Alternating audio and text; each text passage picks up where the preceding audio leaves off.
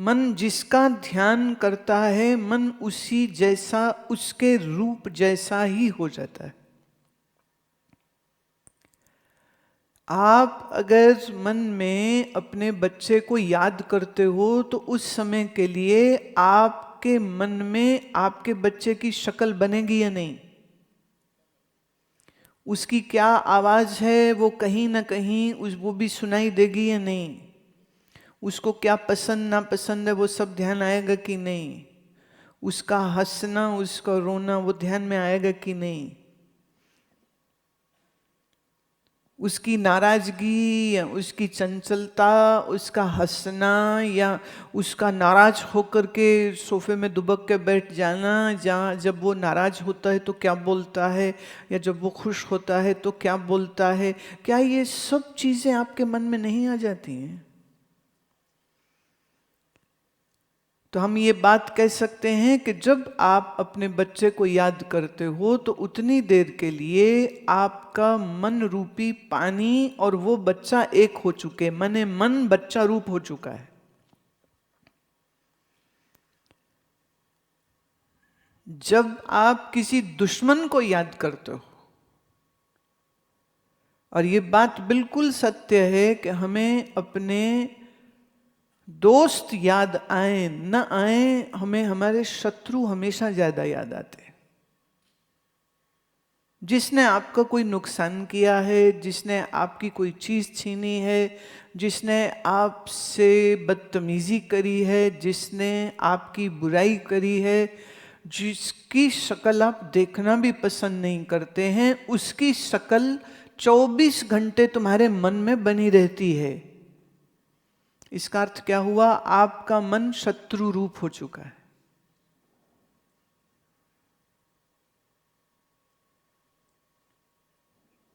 अब दोस्त कम याद आते हैं, शत्रु ज्यादा याद आते हैं। आपको जो प्यार करते हैं वो थोड़े कम ही याद आते हैं, और जिनसे आपको प्यार की उम्मीद हो और न मिले वो ज्यादा याद आते। जैसी सास के मन में वो बहू हमेशा बैठी रहेगी जिस बहू ने उसकी सेवा नहीं की। जो करती है वो याद नहीं आएगी, जो नहीं करती वो बहुत याद आती। 4 बच्चे हों, 2 बच्चे अच्छे हैं, 2 बच्चे बुरे हैं, देखिए माफ करिए, आपने, मैंने पहले भी कहा, आपसे बच्चे होते हैं, आप उनके सृष्टा नहीं हैं। Parents are not the creator of the children, children happen through the parents, that is it. ये इंगले पिंगले जो बच्चे तुम्हारे पैदा हो जाते हैं, इंगले पिंगले समझते हो, ढीले ढाले, ज्यादा अकल भी नहीं है और शक्ल भी फिर वैसी ही है। आपके जो जीन्स हैं उससे उस बच्चे का शरीर तो बनता है जरूर, तो नए नक्श जरूर मिल जाएंगे माँ पर या बाप पर, लेकिन जो उसके शरीर में मन होगा, उस मन को ना माँ ने बनाया है ना बाप ने बनाया है।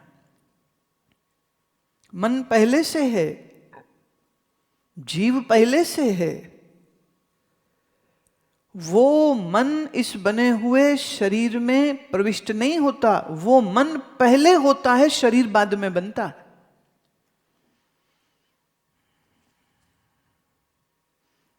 इसलिए बहुत अच्छे माँ बाप के घर बहुत दुष्ट बच्चे पैदा हो जाते हैं। And then they wonder that how come we are so religious minded and this son is just a druggie and alcoholic, and how come this has happened to us? They totally forget this point, that through them the body got constructed, not the mind of this child. So the likings or dislikings of the child, the choices of that child, attributes of that child has nothing to do with the parents.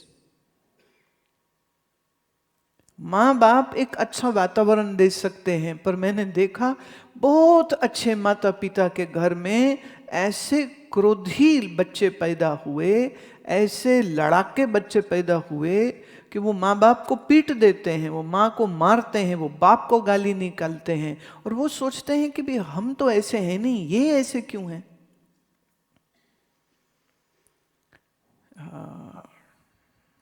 पुराण में इस विषय में बहुत बड़ी चर्चा आती है कि अगर गलत समय में, अब ये थोड़ा बहुत गंभीर और बड़ा सटल विषय है, लेकिन फिर भी मैं कह रही हूँ, थोड़ा सा ही कहूँगी। अगर गलत समय में स्त्री पुरुष का संजोग हुआ तो उस गलत मुहूर्त में वैसा ही गलत जीव उनके यहां उत्पन्न हो जाएगा। एस्ट्रोलॉजी में, ज्योतिष में एक पूरा एक चैप्टर इस विषय पर आता है, जहां वो कहते हैं कि अमावस्या पर स्त्री पुरुष को संभोग नहीं करना चाहिए, विशेष दिन पर्व पर संभोग नहीं करना चाहिए, पूर्णमासी पर नहीं करना चाहिए। मैंने ऐसे दिन दिए हुए हैं कि इन दिनों में इन जो नक्षत्रों की वो जो पोजीशन है, उन पर्टिकुलर पोजीशंस में अगर गर्भाधान हो गया तो फिर वैसा ही जीव उनके घर में आने वाला है। आपने कभी पुराने शास्त्रों को सुना हो या पढ़ा हो तो जैसे हिंदू पुराणों में इसकी चर्चा आती है कि ऋषि के मन में ये इच्छा हुई कि मेरे संतान हो, तो उसने अपनी पत्नी से बोला कि अब हमको संतान उत्पत्ति का सोचना चाहिए। तो दोनों पति पत्नी कहते हैं हाँ हाँ बिल्कुल, तो चलो ठीक है, अब फिर तपस्या शुरू करते हैं।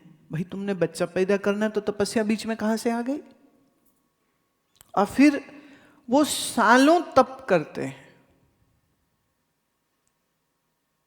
और उचित मुहूर्त तिथि दिन देख करके, समय देख करके फिर वो संबंध बनाते हैं। और वो जो संतान होगी वो कैसी होगी, ऋषि पहले ही कह देता है कि तेरे गर्भ से जो पुत्र होगा वो ये करेगा, वो ये करेगा, वो ये, या जो पुत्री होगी वो ये करेगी, वो ये करेगी, वो ये करेगी। It's like made to order, it's like made to order stuff is. What a science behind that. आपकी साइंस फिजिकल साइंस, वो सिर्फ सेल्स को समझती है, क्रोमोसोम्स को समझती है, लेकिन इन क्रोमोसोम्स और सेल्स के साथ ही तो तुम्हारा शरीर नहीं बना। इस शरीर में मन भी तो है, इस शरीर में बुद्धि भी है, इस शरीर में चित्त भी है।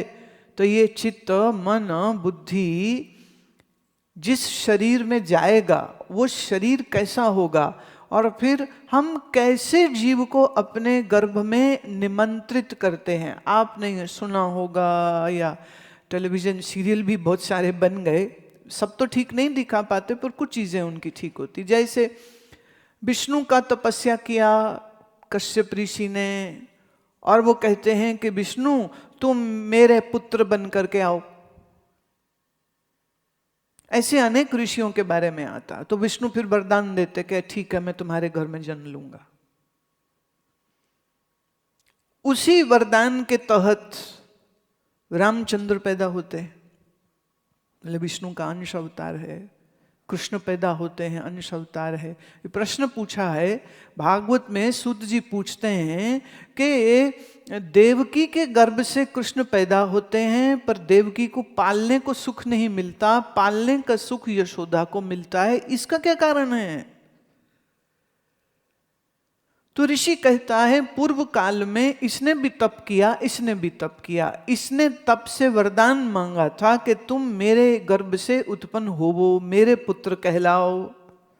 और दूसरे ने कहा था मैं मेरा ममत्व तुम पे लौटा पाऊं, तुम बालक बन मेरी गोद में खेलते रहो। माने what you order you will be delivered that only. तो देवकी और वसुदेव ने मांगा था मेरे यहां पुत्र बनो, बन गए। और यशोदा और नंद बाबा के तपस्या में वरदान मांगा था कि मेरे यहां तुम पलो, और मुझको ये बिल्कुल ध्यान न रहे कि तुम विष्णु हो, मेरे लिए तुम मेरे बच्चे होना चाहिए, तो अपने बेटे से मैं वही लाड प्यार कर सकूं जो एक साधारण मां करती है। अब सोचिए अगर यशोदा को ये मालूम होता कि कृष्ण विष्णु का अवतार है तो उसके कान खींच सकती थी, उसको उखल से बांध सकती थी, उसकी डंडे से पिटाई कर सकती थी। तो यशोदा बिल्कुल विस्मरण कर जाती है. She doesn't even remember when this happened, when she did the austerities, when Vishnu appeared, when she got this boon that you come and be my son. And then he became the son. अब बाप और बेटे का या माँ और बच्चे का जो संबंध है वो नॉर्मल तभी होगा ना. अब आप सोच के देखिए, आपका जो भी बेटा बेटी है, आपको कहीं ये पता लग जाए कि तो साक्षात वो कोई मुनि जी थे, वो वापिस आ गए हैं करुणा करके तुम्हारे घर में जन्म ले गए हैं. अब मान लो अगर तुमको बिल्कुल कंफर्म पता हो कि ये तो कोई आचार्य हैं, कोई महाप्रज्ञ जी हैं, फिर क्या आप उनके कान खींच सकोगे? फिर आप उनकी पिटाई कर सकोगे? इसलिए मृत्यु के समय पर शरीर जब छूटता है तो सब संबंधों का विस्मरण हो जाता है. मुनि हो, ग्रस्त हो, भोगी हो या योगी हो, नया शरीर मिलता है तब ही जब पूर्व की सब स्मृतियां, all the memories have gone into that dark zone where there will be no recollection of who I was, what I was, and why this birth is happening. There is nothing which is happening without a reason. If somebody is your parent, if somebody is your sister or brother or husband or wife, it is all interrelated to the past karmas, and hence these relationships have been built up. So you might think you have chosen now, but actually this is a chain link of activities which have caused this effect today. तो पुराण जब हम पढ़ते हैं तो बच्चे की पैदाइश से पहले वो तपस्या करते हैं, माने शरीर से और मन से वो अपने आप को इस योग्य बनाते हैं कि एक श्रेष्ठ जीव उनके यहाँ उत्पन्न हो, ऐसे ही कोई ना आ जाए. अच्छा, आजकल बात चली है तो मैं कहती हूँ, infertility is very big in man and women. Hence the IVF clinics are opening up everywhere. Very expensive.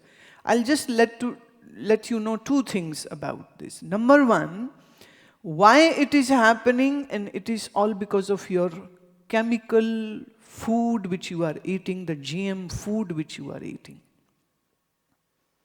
It's all because too much of chemicals even in your drinking water. The level of chlorine is so much. The level of chemicals is so high, with all this high usage of pesticides and fertilizers and chemicals and all the sprays which are used on your fruits and grains and pulses. Nothing is, left as to stay naturally organic, and hence the overusage also of sugar. You are eating too much sugar. Too much sugar is there. 3, lack of exercise, not doing yogasanas. Forget about exercise. It's asanas were important. People don't know what to do, how to do, so they don't do. 4th reason is too much of stress. Right? That is causing infertility in men and women. Hence they have to go for the IVF. IVF was actually made for animals. This whole technology is actually made for animals so that they can have a better quality of cows and buffaloes and goats and chickens and all that. Because people are eating meat, so they need more meat, so they need quickly. A cow can be made of size of an elephant with all the growth hormones injected in her. So they are giving loads of hormone chemicals to the cows and pigs and whatever they are eating so that they bulk up quickly. So there is more meat when they slaughter that animal for their food. All that food which is being eaten, now it's now not only for the non-vegetarian people, it is also now for the vegetarian people, because the milk which you are drinking is coming with hormones. वो गाय को injection लगाते हैं oxytocin,